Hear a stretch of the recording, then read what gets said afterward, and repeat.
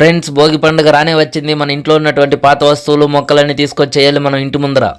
3 సంవత్సరాల ముందు లోడినటువంటి వేప మొక్క ఇది. దీన్ని తీసుకెళ్లి ఈరోజు నేను భోగిలో అయితే వేయబోతున్నాను. చూడడానికి చాలా పెద్దగా ఉంది, వెయిట్ అయితే అంతేం లేదు. అదంతా సరే కానీ మా మొక్క ఎందుకు సగం కాలినట్టుంది. ఆల్రెడీ పోయినసారి భోగి కేసు పెట్టవేంది? అరే ఆత్మగా, ఎప్పుడు ఎలా కొనరా నీకు? మొక్క భోగిలో కాలుతుందా లేదని టెస్ట్ చేసి చూసినాం ముందుగా, అంతే, ఇంకేంలా. ఫ్రెండ్స్, మన ఛానల్ని మొదటిసారి చూస్తుంటే సబ్స్క్రైబ్ చేసుకోండి, వీడియోని లైక్ చేయండి. ఈ భోగి పండుగని మీరు ఎలా జరుపుకుంటున్నారో కామెంట్ చేయండి.